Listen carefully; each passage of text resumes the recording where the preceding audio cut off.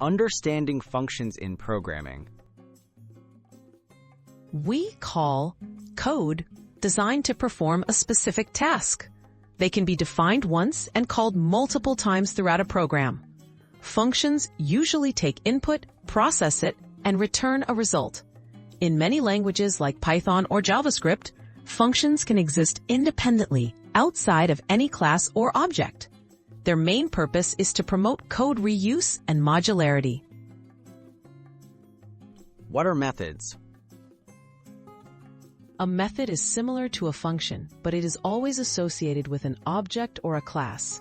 Methods operate on data contained within the object and can access or modify its state. In languages like Java, Python, and C++, methods are defined inside classes and are called on objects, making them a core part of object-oriented programming. Key differences: function versus method. The primary difference: a function stands alone, while a method belongs to a class or object.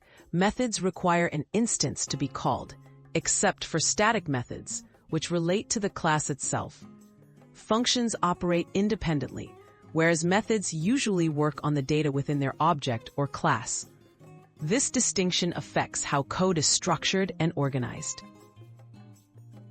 Examples across languages. In Python, len is a function, while .append is a method of the list object. In Java, systemout println is a method, but you might also write a utility function outside any class.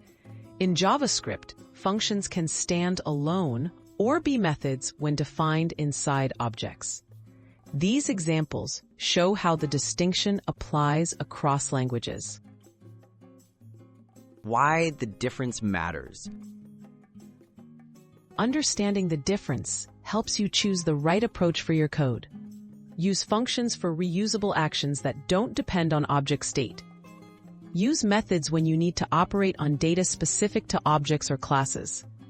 This clarity improves your code's organization, readability, and maintainability.